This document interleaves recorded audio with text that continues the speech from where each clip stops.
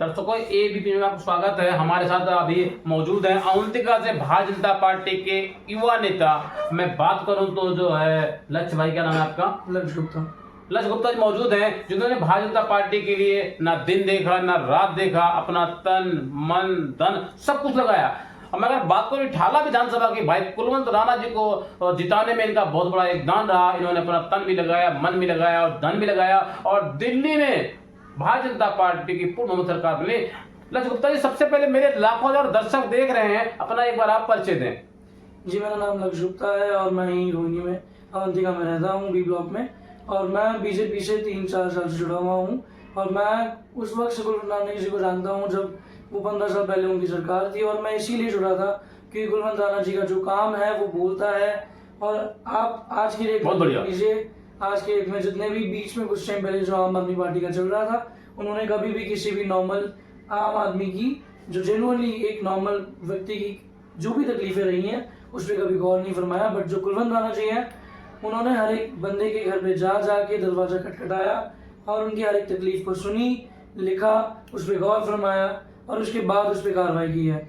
मैं अगर आज बात करूं, विधायक कुलवंत राणा जी अपने काम के नाम से जाने जाते हैं। बुध विहार में एक जनसभा को संबोधित कर रहे थे, भाई कुलवंत राणा तो कह रहे थे हमने जो रोड बनवाया है, हमने जो नालियां बनवाई है, हमने जो सड़कें बनवाई हैं, अगर जिस से आम आदमी पार्टी के विधायक महेंद्र गोयल जी उन रोड को तोड़वा के जो बनवा रहे थे, उनकी जो रिपेयर हो रही थी वो रोड टूट नहीं रहे थे। ये सारे में भाई कुलवंत राणा ने जो है एक लाइट दिखाई बुध विहार जो रोड पे, जो उन्होंने कहा 15 साल से लाइटें लगी हुई, 15 साल से वो लाइटें जल रही थी।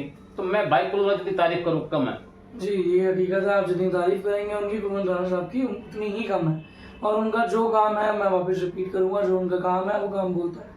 दूसरी चीज, मैं कह रहा हूँ आम आदमी पार्टी से महेंद्र गोयल जी हो गए, चाहे कोई भी हो, आप 100 से कोई भी पर्सन रख लीजिए, पर जो रुतबा, जो पहचान, जो इंसानियत, जो आप नियति होती है एक इंसान की कि वो व्यक्ति को कैसे परखता है और इंसानों की कैसे मदद करता है, वो कुलवंत राणा जी को आता है। और जो आपका सवाल था कि रोड होगा, तो उन्होंने बुध विहार में क्या, आप कोई भी जगह उठा लीजिए, अवंतिका में किसी भी एरिया में उठा लीजिए, उनका काम दिखता है। आप हमारे एरिया में बी ब्लॉक में भी कोई भी रोड ले लो, कोई भी रोड पे आपको कोई खराबी नहीं मिलेगी, पानी की कोई समस्या नहीं है, लोगों के घर में बिजली पानी सब अच्छे से। लक्ष्य गुप्ता जी, मैं सबसे पहले आपसे सवाल यही करूंगा आज कि आप एक युवा होने के नाते, मैं अगर बात करूं अवंतिका के अंदर आपकी एक चर्चाएं बनी हुई है, चर्चा का विषय बना हुआ है यहाँ पे। अगर मैं बात करूं तो एक बच्चे आपको जानते हैं, क्यों जानते हैं? क्योंकि आपने पार्टी के लिए काम किया, अपना तन भी लगाया, अपना मन भी लगाया और अपना धन भी लगाया। तो मैं सबसे पहले जो है लक्ष्य गुप्ता जी, आपसे मैं जानना चाहूंगा क्या वजह रही, आप राजनीति में क्यों आए, क्या सोच के आप राजनीति में आए? जी, मैं तो देखिए, मैं सबसे पहले मैं ये बताना चाहूँगा कि मैं जुड़ना चाहता था कुलवंत राणा जी से कि उनका जो व्यवहार है, जो उनका रहन सहन है, जो उनका कहने का तरीका है, लोगों को समझने का तरीका है, आप आसपास के लोगों की चीज़ की ज़िंदगी सुधारने का तरीका है, पब्लिक की सेवा करने का तरीका है, मेरे को वो चीज़ें सीखनी थी।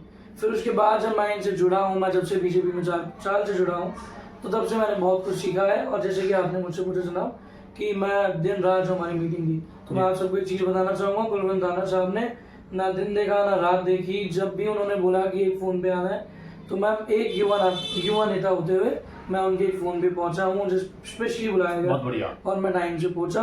और उन्होंने स्पेशली इसलिए बुलाया था मेरे को, जिससे कि हम लोगों के घर जाके जान सकें। क्योंकि नॉर्मली क्या होता है, जब भी पॉलिटिक्स आनी होती है, बंदे नॉर्मली मेन बिलो एवरेज वाले बंदे को कोई नहीं पूछता। कुलवंत राणा जी ने एक टीम बनाई, और एक टीम नहीं ऐसी 10 टीम बनाई थी, जिनमें स्पेशली वो खुद हर टीम से इंटरव्यू लेते थे, क्या करना है, क्या कैसे होता है, हर घर की इन्फॉर्मेशन निकलवाई। कोई भी आप ब्लॉक ले लें, बी ब्लॉक, सी ब्लॉक, बुध विहार एरिया, उन्होंने रिठाला में, इसीलिए ही रिठाला विधानसभा से इस बार वो जीते। जी, आज मैं बात करूंगा आपसे दिल्ली के विधानसभा की। जी, दिल्ली के विधानसभा का चुनाव जो था, बिल्कुल जो बजा हुआ था, वो बिल्कुल खत्म हो चुका है।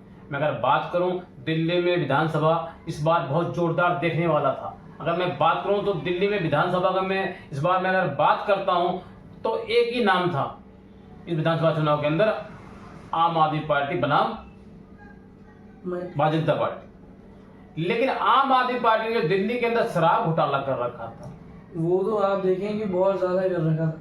यही चीज होती है आम आदमी पार्टी, इसलिए उनको पर्दाफाश हुआ था, क्योंकि जो उस टाइम पे उनको लग रहा था कि भैया हम दोनों मन का फैसला कर लेंगे। उनको ऐसा लग रहा था कि हम नहीं, पब्लिक को नहीं पता मेरा चलेगा। छोटा सा एक सवाल आपसे और है इसी साथ साथ ही, जी, पूछें। जब जिस नीति को मैं बात करूं कांग्रेस पार्टी ने बदला पिछले 50 सालों से, मैं बात करूं तो भारतीय जनता पार्टी ने इस नीति को नहीं बदला।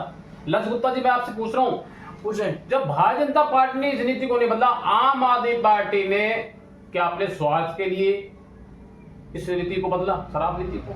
जब किसी पार्टी ने बदलाव दे के 50 सालों के अंदर। जी देखिए, मेरे हिसाब से तो बीजेपी पार्टी में जितने भी लोग हैं, जितने बड़े कार्यकर्ता हैं, जैसे कुलवंत धाना जी हैं, उन सबका ये डिसीजन रहता है कि जो भी इंसान या व्यक्ति की जो चीज को खराब कर सकता है उस चीज के खिलाफ ही रहें। बट आम आदमी पार्टी ने हमेशा इन चीजों को ज्यादा सपोर्ट करा है और उस चीज में उनके बहुत, एक नहीं बहुत सारे इलीगल जितने भी दारू की ठेके हैं वो पकड़े गए हैं और जो चीज रियलिटी है। शराब पे एक फ्री देकर के महिलाओं का मानने क्या दिल्ली के लोगों को सेम अरविंद केजरीवाल जी अपनी माँ मानते थे, बेटा मानते थे, तो क्या आप मानने किया?